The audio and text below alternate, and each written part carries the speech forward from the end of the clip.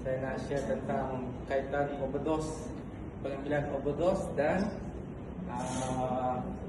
2 hours punya activation. Pengambilan Jadi, apa? Ya? Pengambilan apa yang overdose? TFA. TFA ya, biru muda. Kejadian ni 2023. Masa tu saya di Penang, ada projek dekat Penang. Badan rasa tak sihat apa semua tu, tak boleh bangun, sakit kepala, panas memang overload. Saya duduk homestay seorang-seorang. Jadi dia panas, memang tak boleh bangun. Okey, memang tak boleh bangun. Kalau bangun pun masuk bilik air, kencing, ambil wuduk, masuk balik, tidur. Kan. Lepas tu minum banyak. Saya ambil air masa tu air alkali kan, alkaline water. Minum banyak, lepas tu nak kencing, masuk bilik air, kencing, mandi, ambil wuduk, tidur. Itu je kerja saya. So dah tak tahan, rasa macam pelik. Pagi tu saya check lah. So member pergi beli tester, check, and then positif. Positif COVID lah. COVID. Lepas tu macam mana pernah buat ni? Sebab saya seorang je kat homestay tu di Penang. Rumah sini lah, Semenjaya kan. So nak tak nak saya ada lagi stok sebotol TFA. Selalunya kita orang pergi mana-mana kita akan bawa stok lah.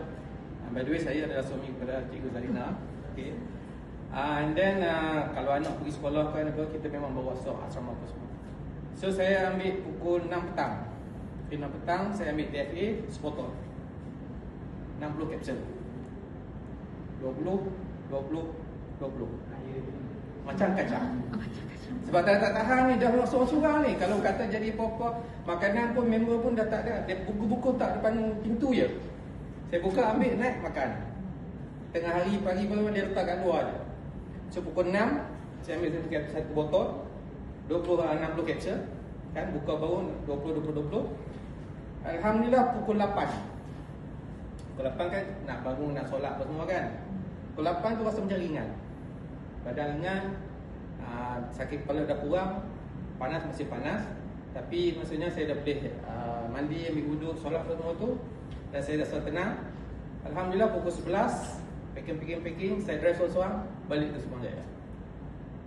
So kat sini dia punya maksudnya dari segi overdose, produk Folan ni alhamdulillah tak ada masalah. Especially TFA. TFA tu macam kita minum susu je lah. Sebab kandungan dia daripada kolesterol kan, TFA daripada kolesterol lembu dengan egg yolk kan. So itu ambil sebotol, one shot pun 2 jam. Memang TFA dia dah bagi garanti 2 hours punya activation.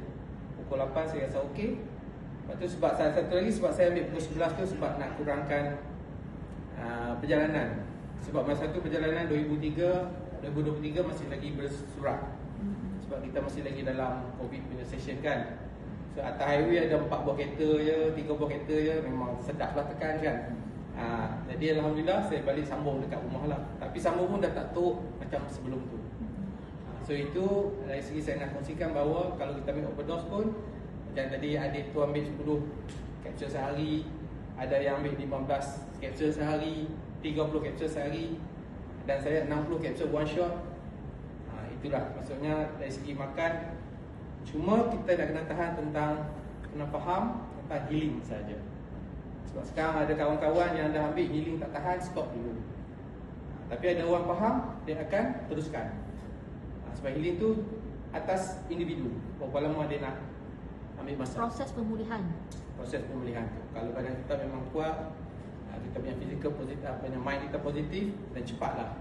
Tapi kalau kita duk layan benda tu, dia lambat lah. Nak stop dulu lah, saya nak sambung semula, tu akan lagi lambat lah. Okay, itu saja. Terima kasih. Thank you.